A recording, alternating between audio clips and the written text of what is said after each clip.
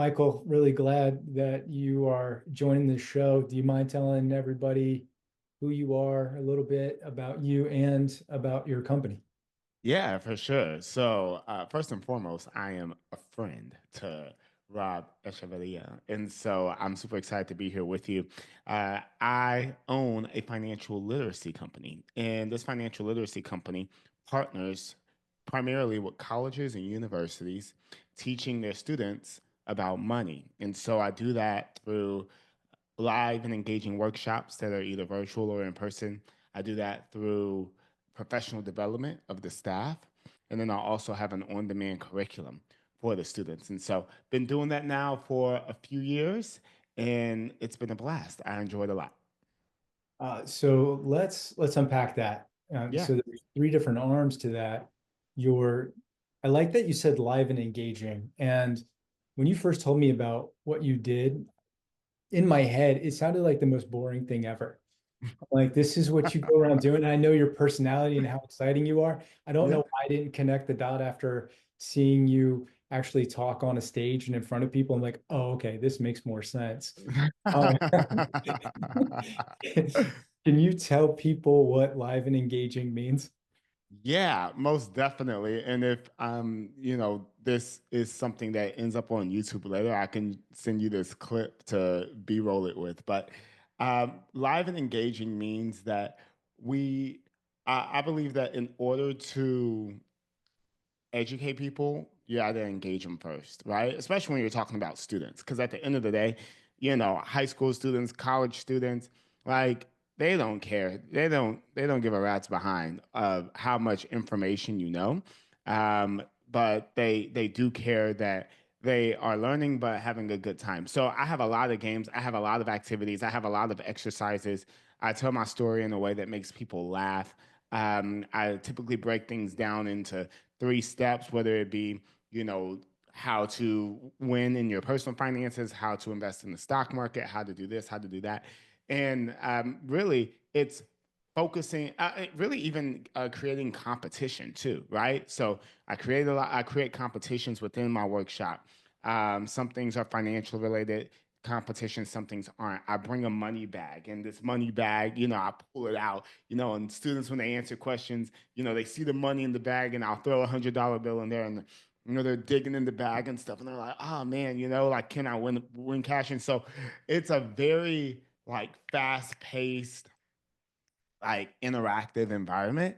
And there's candies and fidget spinners and all kinds of things that I do to ensure that the students are having a good time but learning as well. So it's definitely not your average banker stand up in front of a room, talk about Excel spreadsheets. It is not that at all. It's a great time, and I have so many. I think yesterday I surpassed 600 student reviews and testimonials after doing the workshop last night. So on our way, we'll hit over 1,000, you know, high rated reviews from students probably before June. So I love what I do, and I have a great time doing it. Congrats on that Thank first. you. Thank That's you. incredible. Yeah. 600 is amazing. And the 1,000 milestone that you're creeping up on is really cool too. Yeah. What got you thinking about being, I mean, you're you, Sure. and people on the show, I can't begin to express just how good of a guy Michael is. He's a great family man, great friend, uh, super energetic, plays music, good. Yeah, he's an exciting guy, very enthusiastic, very kind. So it makes sense why this would translate to your business, Michael. But did it come about organically? Was it something that you thought about intentionally? Because I think about coming out of the back when everybody was trying to build an app, and I was a part of that, and everybody started talking about gamification, and Bill Gates came out and talked about everybody has the attention span that shrunk to that of a goldfish, maybe less than a goldfish. And these things that you took into consideration, or is it natural for you and who you are? How did you end up thinking about curriculum this way? Yeah. So for me, I figured out first differentiation, right? Like we kind of start the conversation first with marketing, right? To where um, some people think, how can I be better than my competition? And I often think, how can I be not only better, but so different than my competition that when I present price, for example, people are less surprised that it's higher than my competitors because of how different it seems to them. So I think that that's where like the gamification comes into play, the money bag that I have, the marketing that I do for the clients to market the workshop to their students on their behalf using commercials and engaging emails and things of that nature. But I mean, my origin story for this kind of began with me having a background in personal finance, working in a bank, working for a mutual fund brokerage. And what happened was after I left the corporate sector, I started working with people one on one. And I am a big believer in being excellent at what you do. And so as I was working with people one on one, I started getting testimonial after testimonial after testimonial of people, you know, getting out of debt, making money in the stock market, just having a better financial livelihood. And what happened was that I was working with people, posting those results online. And then I had a buddy of mine who was working at the University of Florida who said, "Hey, we have a program on our campus. And we are looking for somebody to do financial literacy for us. Would you ever consider stepping away from the B2C, and working kind of B2B in a way?" And so it was at that point where I realized, man, I am working with this college and they can pay me 10 times the amount of a person, and I can work with all these students for free, because it doesn't cost the students anything. But, I can invoice, University of Florida, I can invoice, a Notre Dame or a Rutgers or whoever, and so that just got me really excited about scaling that. And then over time, really having a clear picture of like client needs and client frustrations helped me to differentiate myself from my competition and really speak my clients' language, so that way, before there are any objections, I've answered them through my marketing or my presentation itself. So that's kind of the origin story and the backstory, and kind of how I developed my methodology and approach to delivering financial literacy to students. So if I'm hearing you correctly, how you came about thinking about what you do, you started off, you're pulled from your previous experience within finance, which is Mhm. our cool origin story because that's how we ended up meeting. And Yeah. then we bump into each other at the gym, and the rest is history. History. I know. Man, it's been years now. It's great. And Isn't then that crazy? And that was in 20, I believe 17 that we met. So I mean, you got to think that was now almost 8 years ago, which is yeah, wild. that's wild. Yeah. Wow. And a lot of history has happened since then. Oh man, so much. We could fill up this podcast for literal hours discussing that. Do a friend podcast. The so you pull from your experience, and I'm thinking in how do we help this audience, which is service business owners. Sure. So you pull from your experience, and then you start helping individuals Mm-hmm. that proved out a case. A friend of yours knows what's going on, and he sees an opportunity for him to help his business. And B2B, for people that haven't thought about this yet, whenever somebody pulls you into an organization, they're looking a way to improve their reputation within the organization. Yeah. They're betting on you. When you pull somebody in and you're that person being pulled in, you have to represent that person really well, because if it goes bad, if it goes wrong, that's on the person within the organization. And then of course it damages Yeah. your brand as well. Yeah. So you got to go in there. So your friend says, "Hey, come check this out. We have money for it." You come in and you win. Now, prior to going to the university, were you were you doing the engaging? Did you start off in that very engaging manner? Because I know you evolve over time. What was that first experience like? Yeah. So the first experience was really me doing webinars that were engaging and following a methodology of people really being enthralled with whatever I had to say. But it was in a different arena at times. Like sometimes I was teaching people about marketing or business or whatever, but I would follow this webinar model. And then that is a similar model to what's transferred into the college university space. Because if you're doing a webinar, there are certain things structurally or with your verbiage that you can say or do or emphasize that ultimately persuade people to buy. And so that's really kind of where it began is with like webinars, marketing, and doing a lot of things just being really scrappy, in that 2018, 2019 period. And then what happened was in 2020, when the pandemic happened, then I already had a head start on everybody because I was doing these webinars online. And that was the first differentiating factor. So I think that even what I mentioned before is really helpful because I'm a big believer in stepping stones. I was talking to a lady recently to where the I was in Omaha, Nebraska speaking, and I was looking up restaurants that to eat lunch at, and I was looking at this restaurant, looking at that restaurant, 4.1 stars, 4.4 stars. You know how it is when you Google and you're looking at a restaurant trying to figure out where to eat. Then I saw a restaurant, Rob, that had 5 stars with a bunch of reviews. So That no, naturally, I'm just like, man, what is this restaurant all about? And I started reading the reviews. Oh, the food is so good. Oh, it makes me feel healthy when I eat it. Da, da, da, da, da.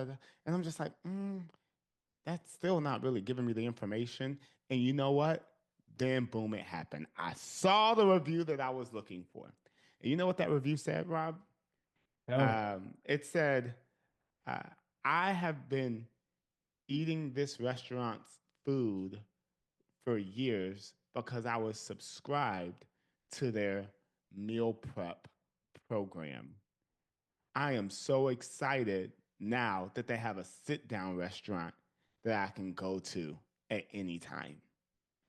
So, what this restaurant did was they had a meal plan, meal prep program, no brick and mortar, not a bunch of employees and, operational expenses. They started off with meal prepping and they perfected the recipes. They found the chefs. They did all those things.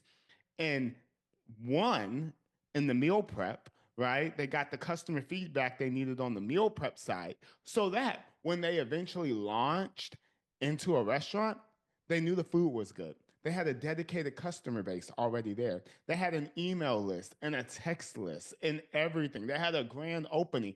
And so they didn't say, man, we want to open up a restaurant because we can make good food and jump right into the restaurant. No, they started on the meal prep side.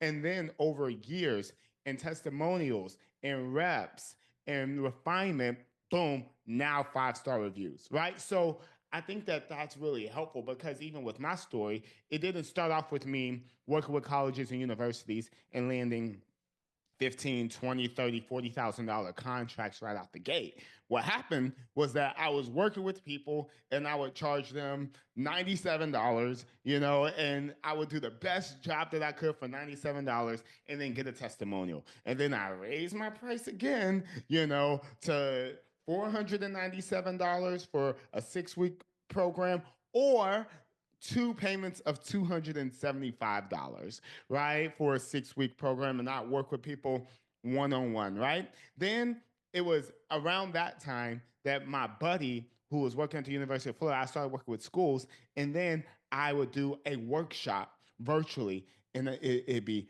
$500. Cool. Boom. Testimonials. Then I built up to where now I'm feeling a little bit more confident. I'm going to charge $1,500 for a virtual workshop, right?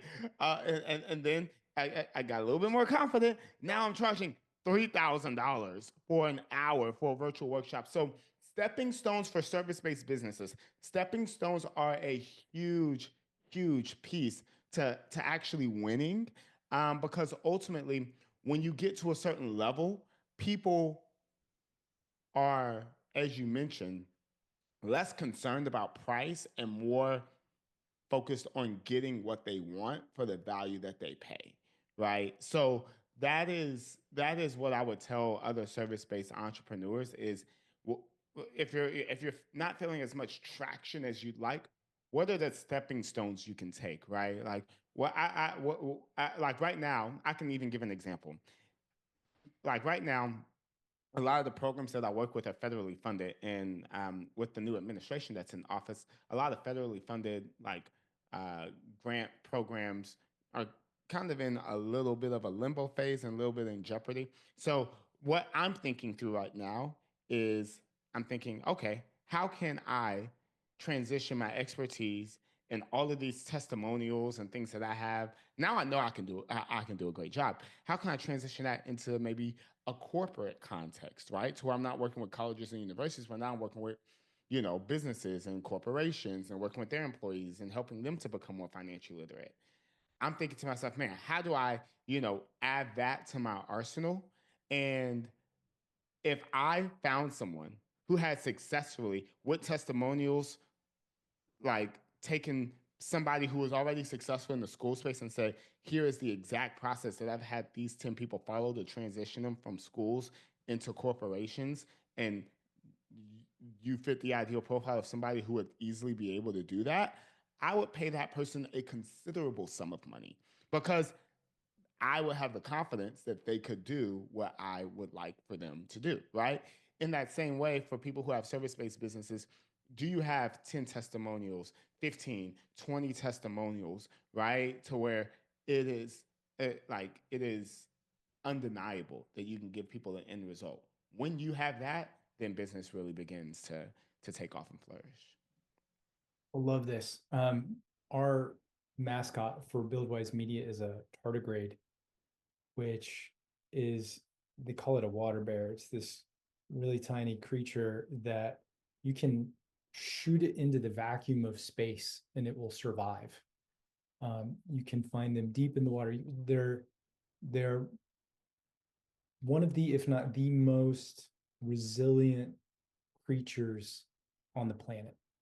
And Wow. so I like to think of that's how we help our clients, is to be resilient. And that's what I hear you talking about is you can't do anything about administration change. You can't do anything if there's a recession. You can't do anything if there's a war in Europe. There's going to be factors that impact a business. And as an owner, you have to be able to adjust. And the fact that Totally. you're not sitting there going, oh man, I don't know what to do. You're asking the question, what do I do? And then Yeah. I heard you follow that up with, okay, now I know what I can do. How do I do it? Yes. And I would even say, um, even more important than how do I do it, who has already done it? I'm looking for who, right? Like I mentioned before, I'm not trying to figure this out by bumping my head, 1,000 different ways.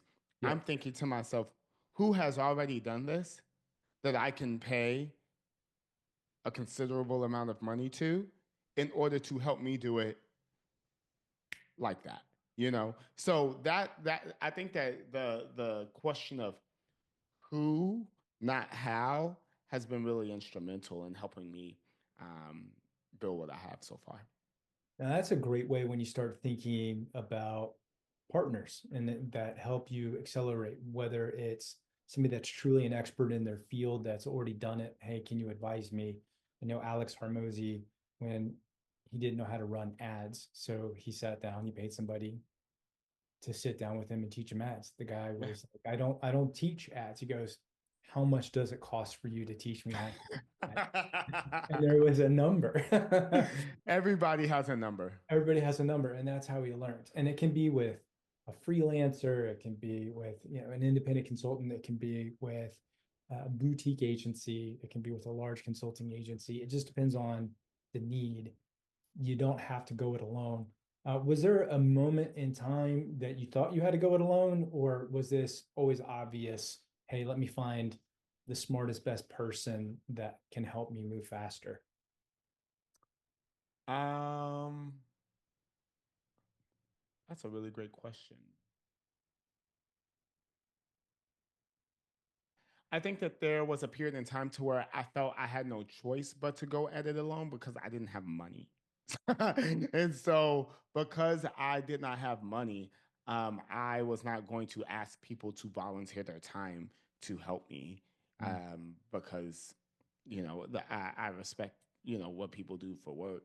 I would say that, like, I've always had, um, I would say that sometimes that looked like buying courses, but I would catch the $13.99 Udemy sale that they do, once a month, right? I would try to figure out, okay, it would really come down many times to direction as well. Like, what direction do I want to go in?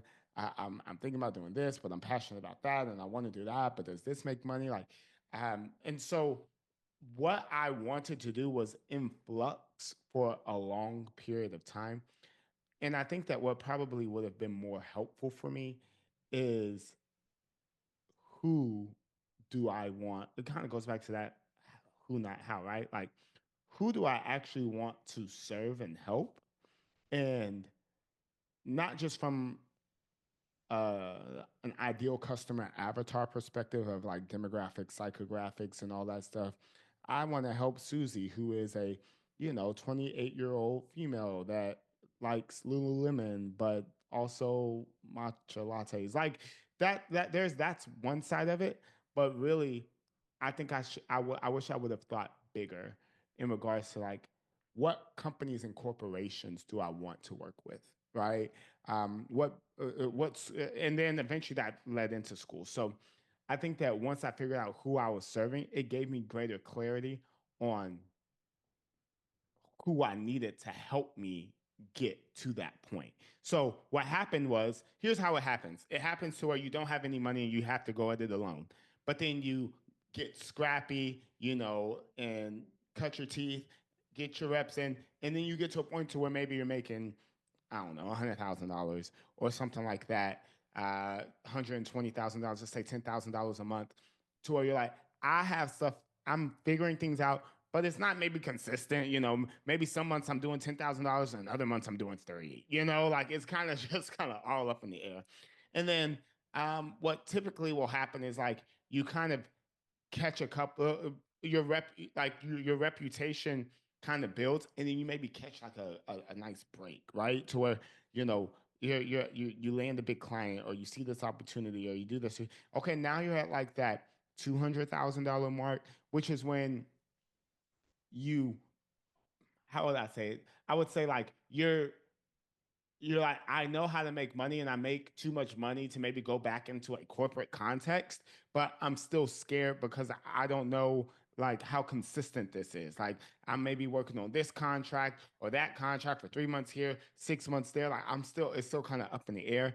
And it's many times at that point to where people are like, I need to hire a coach or I need to hire somebody. But what they really don't realize is that there's a difference between maybe like a coach versus an advisor or a consultant, right? So I made the mistake of hiring like a coach, and this coach was someone who I paid, $12,000 to for 12 weeks. You know what I mean?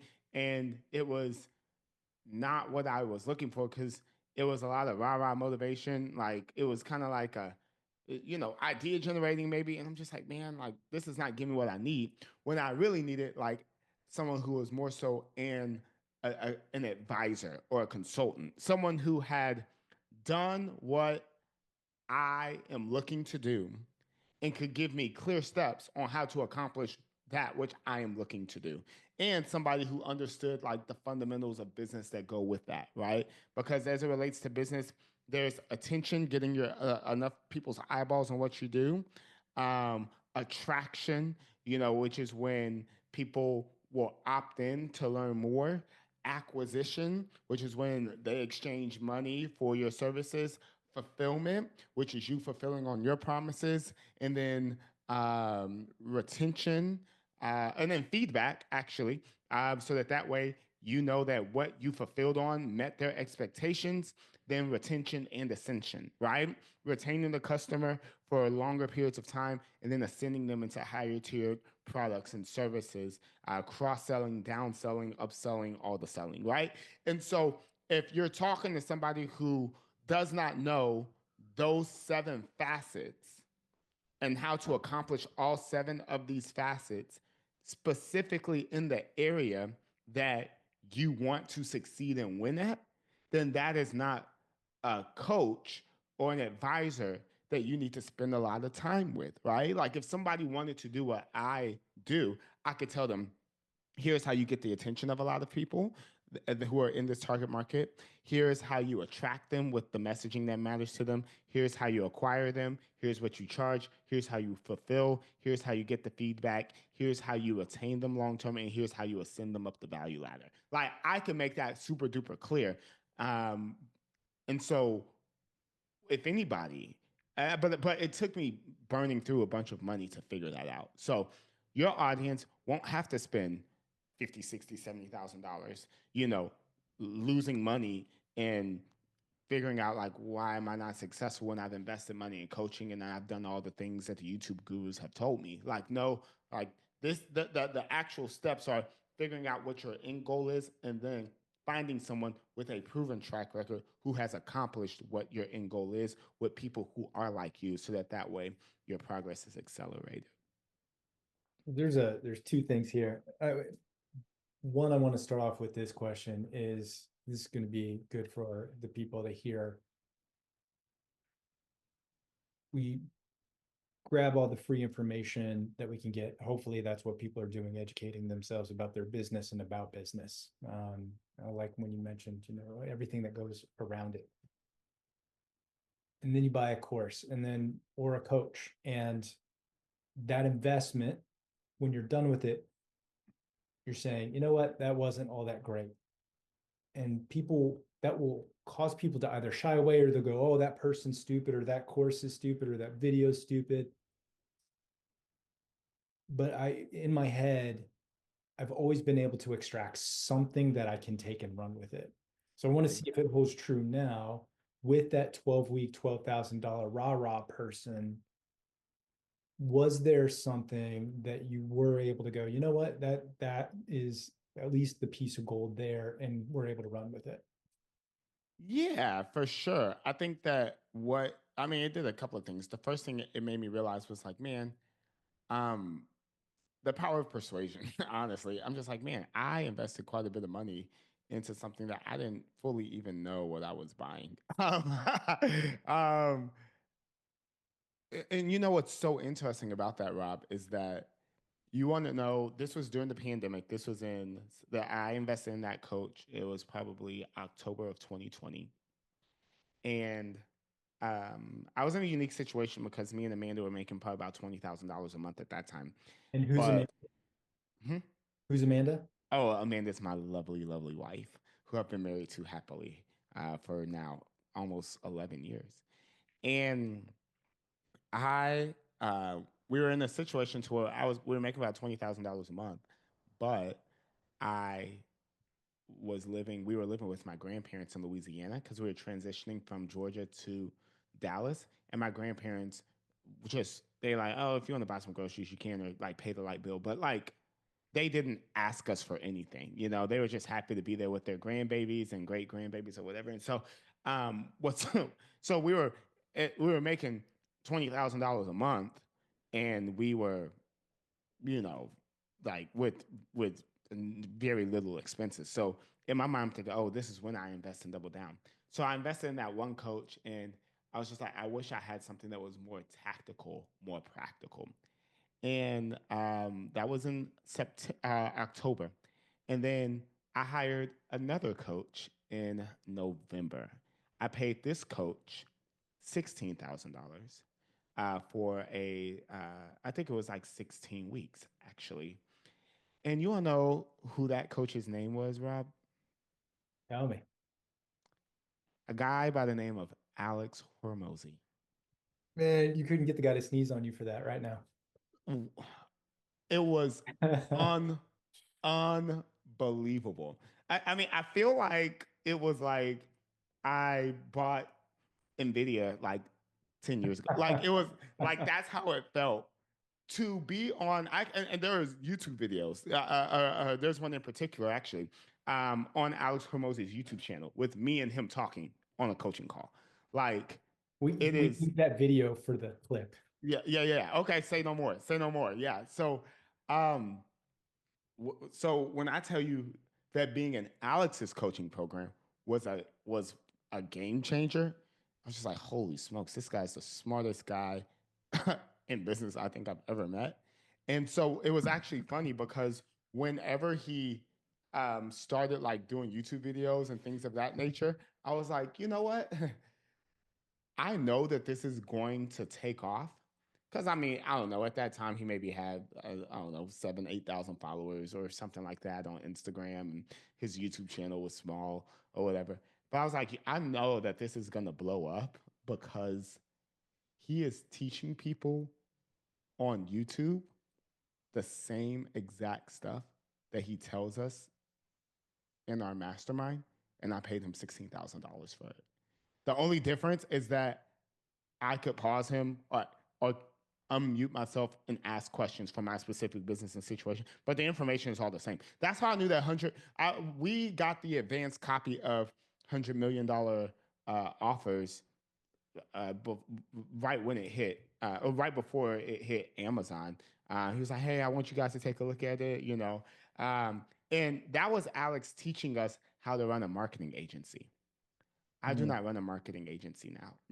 I wasn't even successful in running the marketing agency, but learning and pulling from that experience was like so worth it. I would have spent that money again and again and again. And so now to just see how successful he is 4 years later, to where now I don't know if there's anything I could. I think you can go to Vegas for like a day or two for like $16,000 or something like that, and maybe meet with his team, and then he'll pop in for an hour, for a Q&A or something. But um, I that the stuff that I learned from him then was great. I actually remember whenever I was doing the marketing agency and Alex, and then I started shifting and going into like schools, colleges, universities, and stuff, and completely shifting. And um, Alex, I just remember him telling the group like he was really proud of me, and like he was like, "This is how you do this and how you do that. Like this is why it's going to be successful," and it turned out to be so. So sometimes encouragement in a coaching program goes a long way. You'd be amazed and surprised how someone encouraging you to take action can make a really, really big difference. Which is why even the mindset coach who I spent $12,000 on, like I wouldn't consider it a complete waste because there were areas of encouragement that were really helpful. I just think that if you want a less expensive and more streamlined way to get to where you're looking, that framework I mentioned earlier is what I would recommend, and it's what I practice myself. Think anybody really needs both, even with Gary Vaynerchuk, who is dead set on saying that nobody's opinion matters to him, still doubles, triples, quadruples down on kindness. So Yeah, being an operator, being tactical and being able to get business done, being able to market, being able to sell, being an operator, and then having great culture, whether that's a team you're building or culture with clients. I mean, heck, he named his wine Empathy Wine, right? yeah, Those things matter. And you and I, have talked about many times, the people who will carry your casket when you're Yep. dead, and who are those people, and how you want to surround yourself with those. Like, think about who you want those people to be, and those are the people that you need in your life now, and those are the relationships that you need. Yeah. Yeah. One of the things that I've started doing with BWM, um, so with the beginning of, so I've been practicing guitar for a while, but I've really taken it seriously starting the end of last year. Yeah. First, I was doing an hour a day, then it was an hour and a half a day. I'm averaging 2.5 hours a day. Some days it's 4 hours if I have that kind of time. And Yeah. it's very structured. And I was thinking about, on the last marketing team that I built, I would ask them when I first came into the company, there were a couple of people that were there. And then as we hired on, I said, well, what is it that you want to do with your career? Where do you want to grow? And when I first came in, people were doing the things that they did not want to be doing. Yeah. So where I was able, I switched everybody around so that they could focus on the part of marketing that spoke most to them. And then we Hmm. talked about structured at bats. And I said, if you're trying to hit a baseball and you're just chopping at it like an axe on wood, you're not going to get anywhere. Yeah. I can show you where the strike zone is, and that's your goal. Mm. Your goal is just to swing and swing and swing until you hit. And hit Yeah. can be, is your KPI. Is it you're a better community manager because you've grown the community? Are you seeing customer satisfaction scores improve? Is our follower count growing? Are we getting higher quality leads? Right? It ends up your home runs come out of your KPIs. Hmm. And really drilling down into guitar, it's the same thing. It's building the muscle memory. It's the what you talked about with stepping stones. At first you're like, what are chords, and Yeah. okay, and then where are the notes? Okay, then you need to know how to fret the notes, and then you're getting buzz, and then how do I hold my and then that starts disappearing. And then, like, how do I play a song, and how do I, let me slow it down. And then you start winning more and more. And then once I connected those two, I started thinking about that in the way of business. Mm. It's the same thing. You mentioned, again, going back to your stepping stones and trying different things, but over time, you built skills, Yeah. you refined who you are. Mm.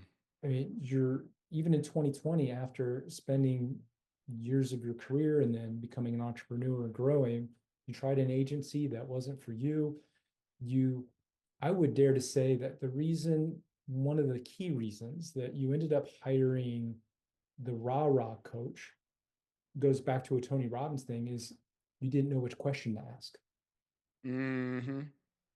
And so, but through that experience, you then learned the right question, end up with Alex freaking Harmozy, Yeah.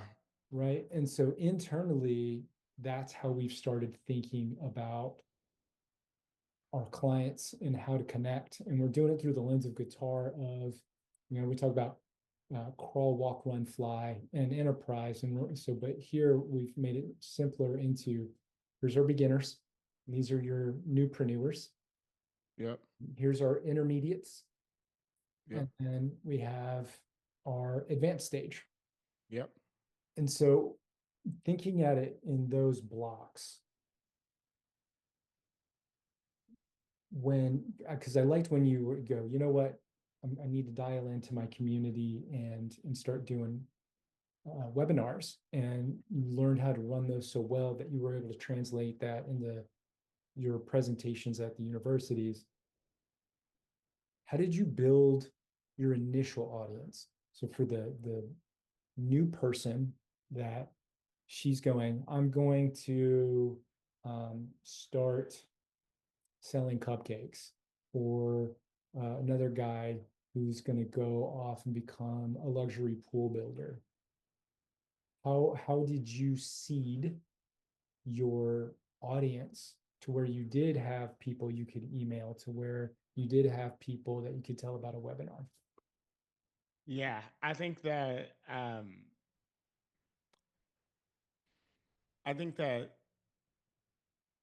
the I, so that to answer your question, how I personally did it with the colleges and universities and schools and things of that nature is through a virtual assistant in the Philippines that scraped emails, and we sent out a bunch of emails every day to try to reach a specific target market. How are you That tech quantifying a bunch? Because I guarantee you there's somebody on here that goes, well, I sent 5 emails today. How many emails Oh, sent? oh, yes. I'm glad you mentioned that. We were sending probably 250 emails per day There we for um, 70 to 90 days. Um, and so it was a lot. And what I would say too is that I was sending those emails in a post pandemic, like this was 2021, right? So there a lot of people were still at home. And because a lot of people were still at home, people were on their computers, on their emails, on their phones. And so like the email open rate, like email was the play at that point in time. Here's what I would say. Now though, is that let's just say somebody said, "Hey, I want to be a cupcake person. I want to like have phenomenal cupcakes." Okay, this is what I would do if I was that person. I would not try to attract customers to me in my space. I would figure out where are they already congregating and go to those spaces.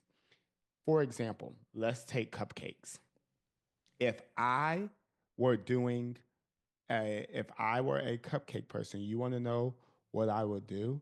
I would I would within a 10-mile radius of my house, I would find every single uh what it play museum, cheeky monkeys, this place, that place, places that would host birthday parties for kids.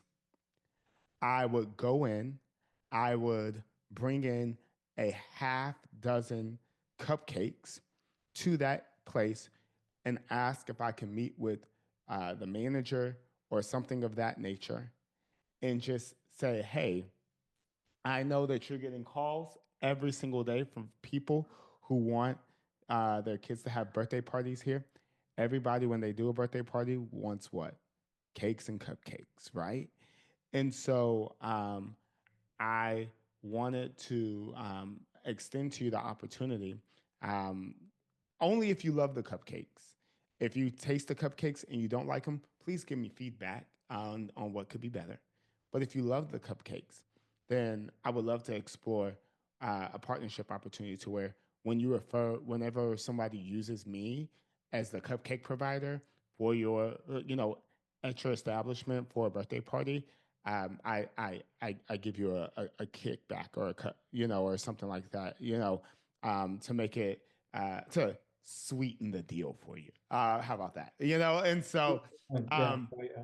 so instead of trying to hustle around, I mean, now, I mean, once again, I still believe in hustling around, but instead of only hustling around and going to a farmer's market, right, or something of that nature, I would start looking at how can I partner with these places that are getting inbound calls.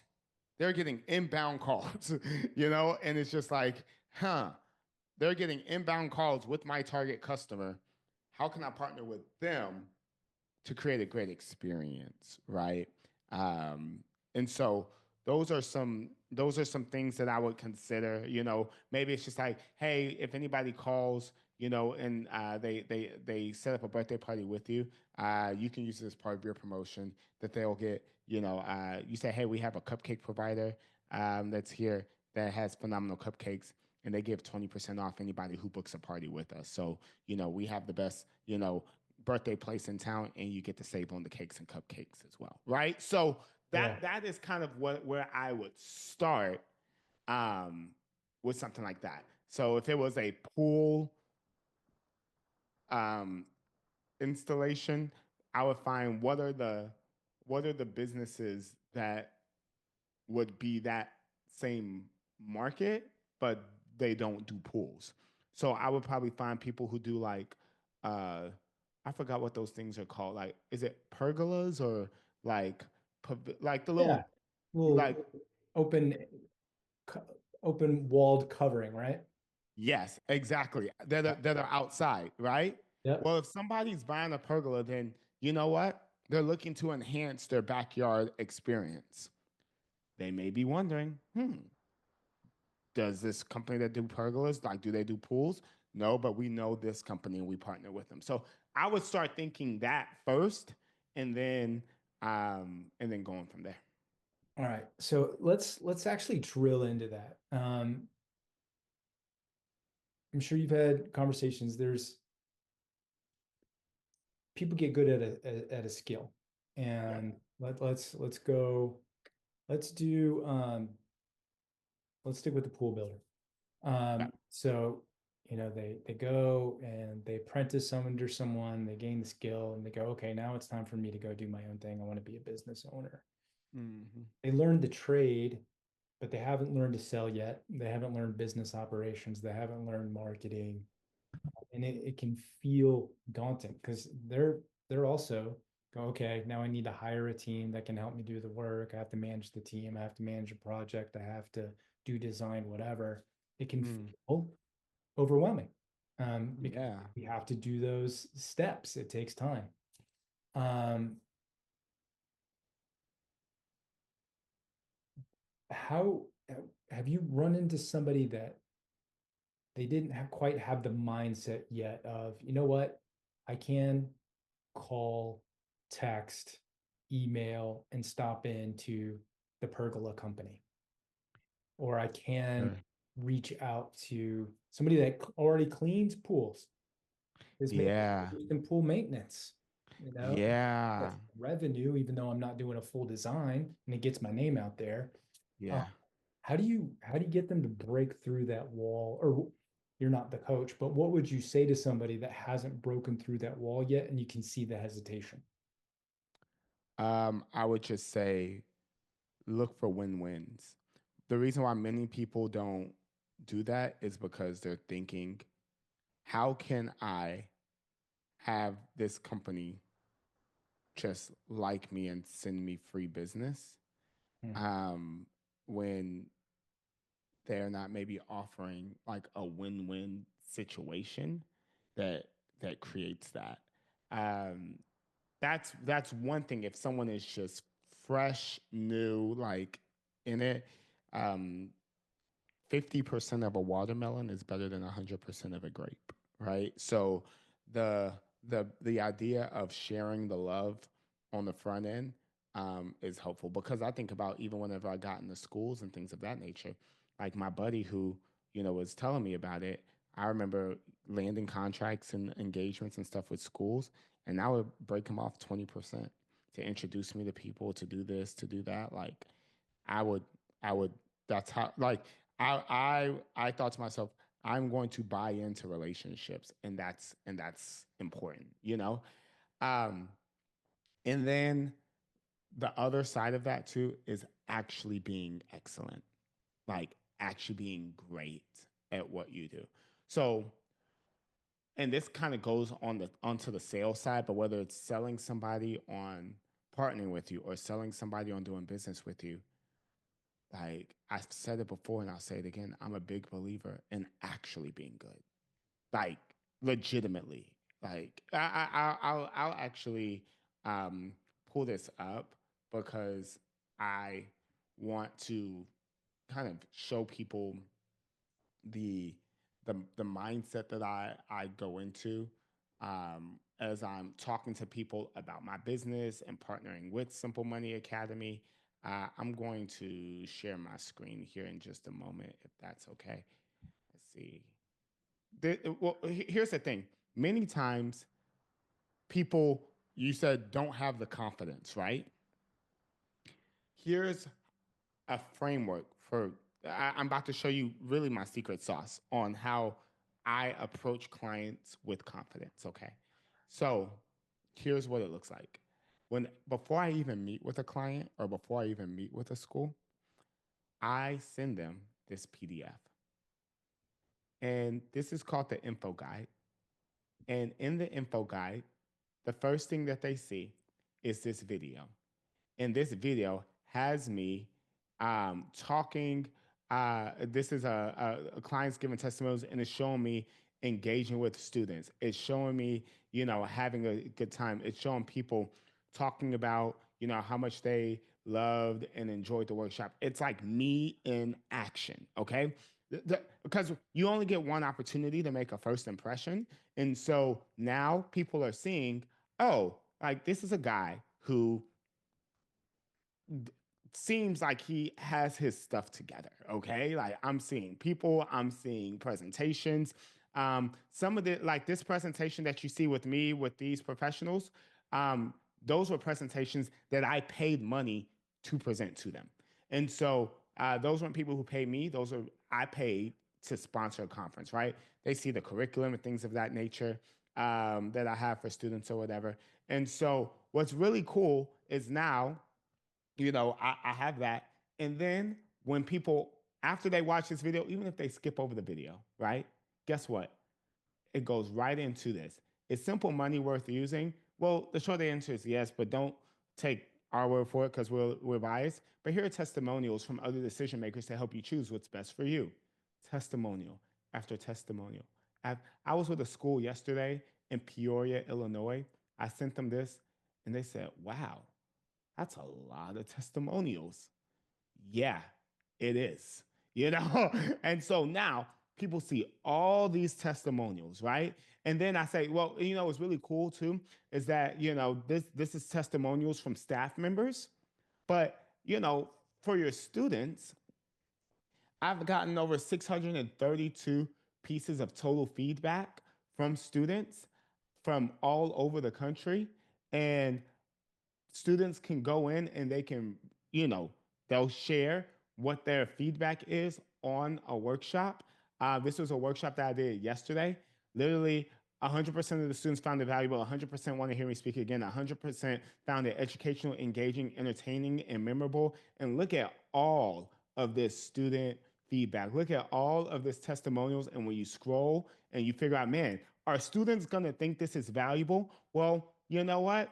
Looks like there's a pretty good chance that they do because when you look, I'm getting perfect scores across the board. Okay, there is one in here to where this school out of 121 students, I didn't get a perfect 100, I got a 99, and then this one I got a 97, and then the rest are hundreds. Right. So why do I share all of this? Because when I go into a school or if I'm considering a partner for my business, I have no problem communicating to them that I am the best option for them. I'm not the cheapest at all. Like, and I'm not a generalist. If you need somebody to help you with SAT prep, ACT prep, preparing for the MCAT or whatever, I am not your guy. But if you are looking for financial literacy for your students, the runs are already on the board, my friend. Like it is just a matter on if you would like to pay the money and if I happen to have the availability. But like other than that, if it's there is no question anymore of are you going to be satisfied with it? Are your students going to be satisfied with it? Is this something that I've done over 100 times with a bunch of different schools with tens of thousands of students or whoever? Like the runs are already on the board. And so that gives me the confidence. And what I would tell anybody starting out is you need to develop that level of confidence with whatever you're selling or whatever you're offering. If there's any little inkling of like, oh, I don't know, I'm not sure, then like you're cooked. You're cooked because you have a competitor who's out there who is communicating with a higher degree of confidence, who's looking to win that business over you, right? Business is a competitive sport. It is 1v1, right? So the big idea behind that, it's a zero-sum game. You have to Confidence comes from competence, and you have to prove that you are competent, and that will give you the conviction to do it. In fact, my wife has a book, um, and it's called Stand in Confidence. It's a faith-based book, but she talks about the four components of confidence. And now I'm on the spot, and so we'll see if I get this right. But it is um, competence, conviction, community, and now I have to find it. But I because I don't have the book next to me. But basically, these like four pillars of confidence are important, and having all of them is important. Hold on, let me see. Let me find what those four things are, because um, oh, there it is. Oh, actually, that's a really, really good one. Okay. So here are the four components of confidence, and then I'll shut up. Okay. It starts off with clarity. Okay. Are you crystal clear on what you're doing? Connection. Are you connecting with people with the problems that they have and the solutions that they're looking for? Are you competent to solve them? And then do you have the conviction that you're competent? If you're missing any of those four things, right? If you're not confident, then you're missing one of those four things, right? Those are like the ingredients in the equation, right? So if you're not feeling confident, you have to ask yourself, is there something that I'm not clear on? Is there something that I'm not connecting with in regards to like other people or like their problems?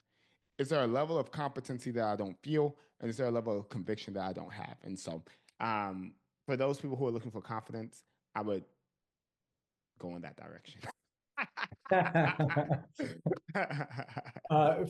For everybody that hasn't had the fortunate experience of meeting Amanda Pittman, she is a brilliant businesswoman. Also, all the great things that I said about Michael earlier, I also apply to his amazing wife.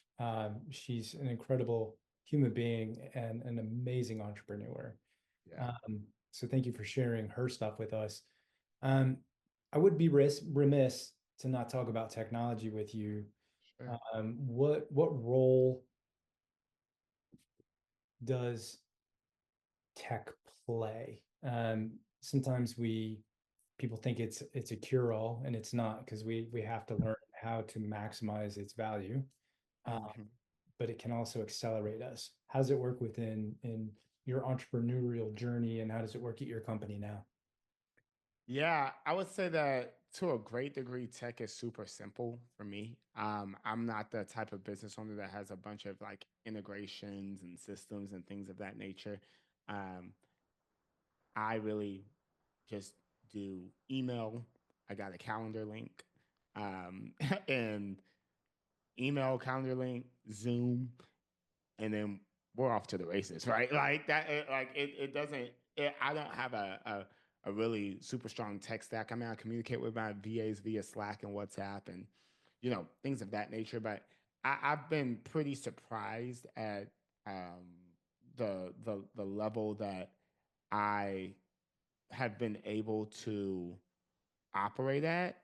Um, the level that I've been able to operate at, given that I no longer like given that I don't have a complicated technological system, right? But for many people, that's going to be refreshing, right? Because I think to myself, okay, our business did $500,000 last year. We're in January, and I've done about $60,000 this month in business to kick the year off, and so it's looking to be a really great year. Um, and I have a website. I use email. I use ChatGPT, to figure out problems or something. But my tech stack is super simple. So I probably am not the most prime prospect, to talk tech in how it's integrated in business. But um, obviously it's important, especially in our day and age, and I'm always looking for ways that maybe even my systems can improve, because if you're not integrating certain tech things now, then you'll get left behind later. So it's not something that I'm thinking about. Uh, I've implemented a ton, but it's something that I do think about. You said something that's interesting. I am participating in a program with the University of Chicago right now where I'm interviewing high school juniors and looking to get to some experience. Mm, So little part-time experience as an intern and give just a, I mean, you get into college and people change their majors, one, two, three times. So they're really finding their way. But one of the interesting things that's coming out of these interviews, they all talk about ChatGPT. So I ask what their use cases are, and it's been very enlightening. Um, what are your use cases for how you, so I find it tends to be very unique to the DNA of what somebody's going through. I mean, that's what AI is kind of meant to do. yeah, Um, yeah. what are the use cases for you and your business? For something like a Chat GPT, Yeah, you know, sometimes what will happen is because I'm using virtual assistants from the Philippines. Uh, they have really great hands, and they work really hard, but their minds aren't Americanized, right? So if I need this done or that done with like a document, with a school, like I like with one school in Miami I'm working with, they need a certificate of insurance to where it's just like, hey, we need to do this. This has to be added, your liability coverages and things of that nature. And it's just like, I don't want to do that because that's the minutia of the business. My VAs don't think that way to know what they, what to do. So what I'm going to do is have my VA upload these documents and this email into ChatGPT, and I'm going to tell my VA to have ChatGPT walk them through the steps on completing the task. nice. That is how that works. So now instead of having to hire somebody like a operator who, maybe a strong operator, but may lean a little bit more expensive, and it's really for them to just have like the checks and balances, you know, of an Americanized mindset. It's now I can have virtual assistants that are a fraction of the cost, and use a $20 a month subscription to ChatGPT to handle those things, and then I clean up any loose ends or anything else that needs to get done. And that's been really helpful, right? I mean, that saved me. That has saved me.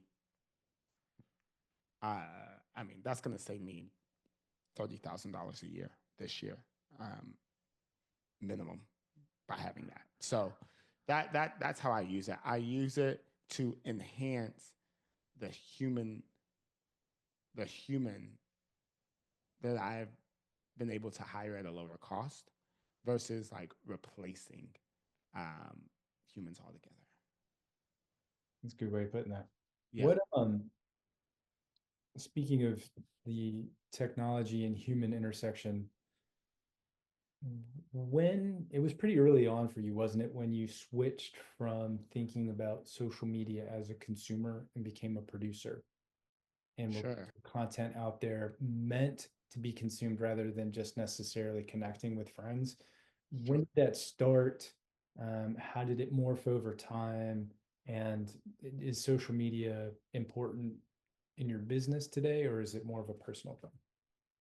Great question. So whenever I was doing things B2C, and I was trying to run a business, I didn't know much about like whenever I wasn't B2B, then content is king, right? So if you're doing like a B2C business, content and people seeing you online, that's where they hang out, right? And so it became really pertinent for me in 20, I would say 18, creating content. But then I would say that in 2021, it became less for me simply because I'm like, if I'm doing things online to get seen, then I could get seen in other ways that are more efficient than me, you know, being in front of a camera and then, putting my trust in the hands of the algorithm or whatever Zuck wants to do with iOS, whatever. So I think that impacted things a lot because now I really do. Social media for me is, I don't produce much on social media. And then even when I do produce, I think to myself, I should probably be producing on like a LinkedIn versus like an Instagram or something like that. So Instagram, Facebook, for in many cases, it's just documenting like family and things of that nature, which is helpful because being humanized is also a great skill as it relates to, or a great asset as it relates to like sales, right? Like if I have clients who are looking me up and then they find me and they see a picture of my lovely wife and my beautiful kids and, you know, maybe even regardless of their spiritual background, they're like, oh, there's a guy that like goes to church, and so he probably has some level of a moral compass. Like those things help because ultimately people buy people, right? They don't buy companies. They buy people. And so the more that someone can trust you as a solution to their problem, all the better, right? Like, no, trust, right? Do I like this person? Do I feel like I know this person? Does this mean I can trust this person? And so that like, no, trust factor um, plays a part into it, and that's kind of how I think about social media at present. I like how you've really distilled your business down into what what works. What do I have to have right now to really move the needle? Yeah, A lot of times, and I mean, I've done this in the past. It sounds like you might have um, done this in the past as well, where you've downloaded a bunch of information in your brain. You know what it all can grow into, but that's not where you are at the moment. yeah, And so it's like, okay. And then from what I'm hearing from you, okay, you have a web presence, um, but mostly it's here's my email list. yeah, I'm going to market to these people. I'm gonna get my VA to get the meeting. I talk to them, and as you said, I'm off to the races.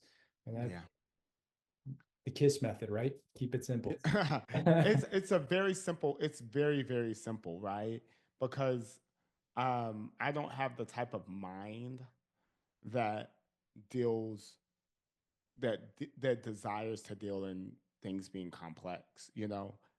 So like in today's day and time now, what I do, I do the email, but now since we're not in 2021 and we're in 2025, like what's more effective is going to industry based conferences and paying money to be a sponsor and vendor in exchange for a table, a booth, and more importantly, like a workshop spot to demo what I do, and then transitioning that into meetings, and those meetings turning into deals, and those deals turning into testimonials, and those testimonials turning into referrals, and those referrals, creating a higher ROI or return on ad spend that I put towards the conference, and then also increasing and retaining the customers that I acquire from that conference in order to have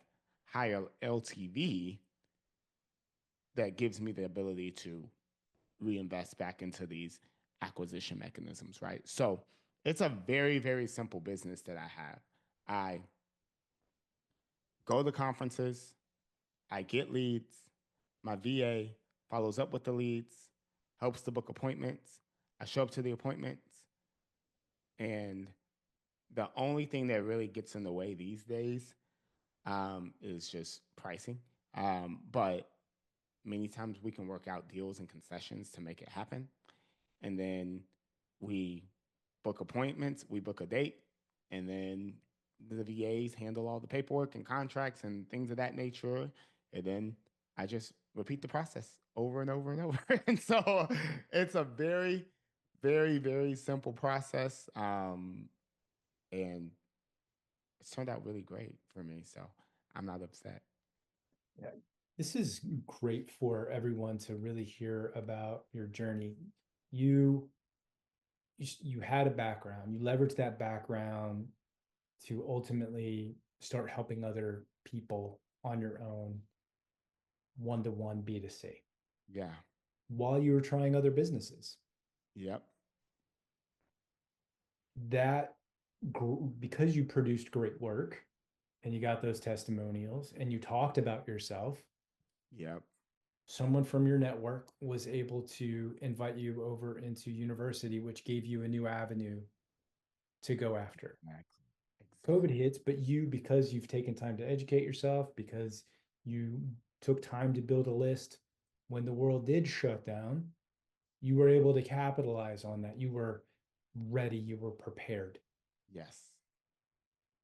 Email open rates, this is why we listen to the data. It starts slowing back down again. The world starts opening back up. Okay, great. I'm going to start doing conferences because I need to keep the lead flow going. And this is probably going to be a better way, which leads to the question, you obviously are willing to invest in yourself. Yeah. But all of us, even if you're a multi-billionaire,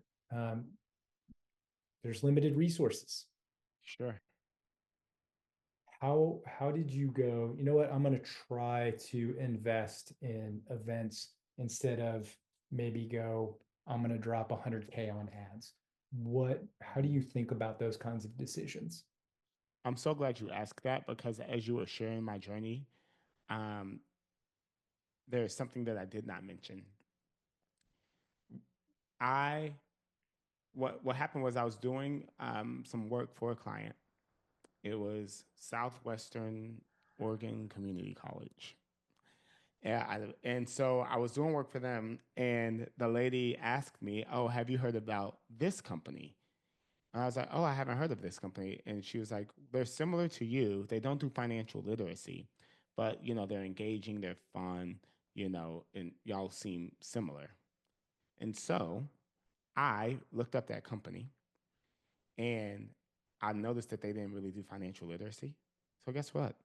I did what I told the audience to do. I didn't even realize that I did this until now, but I reached out to them and said, "Hey, I see you guys do great work and you do this, this, this, and this, but you don't do financial literacy. I'd love to, explore what partnering may look like with you guys and, go from there." At this point in time, I'm maybe doing 120, $130,000 a year, on my side of the business. Um, and I meet with them and I'm talking to the guy and great guy, super friendly, really like happy that I would even reach out, and we're talking through things. And I mean, this company is probably doing like $3 million a year. And they were, and I know that they speak to the same exact audience that I speak to because I have a client who just mentioned them. And that guy said, "Oh, like 90% of our business comes from like conferences." I said, "What?" He was like, "Oh, yeah." I mean, he was like, "Yeah, we do emails and stuff, but like 90%, if not even more, of what we do comes from conferences." That's huge. Okay. So now there's a higher level of when we talk about the four components of confidence from earlier. Now I have a high level of conviction that conferences are the way because there is somebody who is adjacent to me, serving my same audience, who's doing better than me financially. The organization is larger, and they said 90% of what their revenue comes from conferences. That's all I needed to know, right? Like, I'm like, I don't, he didn't tell me 90% came from ads. He didn't tell me 90% came from Google. He didn't tell me 90% came from LinkedIn. He told me 90% came from conferences. And I said, okay. And so then that's when I started doing conferences. Now, when I started doing conferences, um, had limited resources, right? So I would start putting my name at, like as a proposal to present there, um, hoping that the topic that I would present on was enticing enough to allow for them to help for me to present And then that way, without paying money. So at some of these conferences, they need breakout speakers and things of that nature to where it's just like, okay, if I, am willing to pay my own way, then they'll let me present for free. Great. Awesome. That's a way for me to, as a stepping stone, cut my teeth a little bit, and like get some reps in. Then I landed a client from this conference. Now I'm going to take some of that money and now I'm going to reinvest to be a sponsor at another conference with some capital behind it, to where now it guarantees that I'm going to be able to speak. Okay. And then as I speak, boom, opportunities, opportunities, opportunities too. Right. And then also, too, I've been doing this now for full time at this level for almost 4 years. So what happens is now I speak to a school and they say, "Oh, yeah, we saw you speak 2 years ago and we didn't have the budget then, but we have it now." You know what I mean? You've been on our, I had a school tell me like 3 weeks ago that I was on their wish list, and so that made me feel good. And so all that to say that, you know, find somebody who is adjacent to you, who is already doing well with the audience that you have. I mean, this is with me doing conferences. It's the same thing as someone trying to partner with a play center with cupcakes, right? Find somebody who's adjacent to you, figure out what they're doing, create stepping stones to get to their level, create some quick wins with those stepping stones, get your reps up, and then you'll ultimately be to where you want to be. And things are systematized. And in addition to the systems, there's a high degree of confidence that you have because you'll have a greater degree of clarity, conviction, competency, and community than you did when you first started.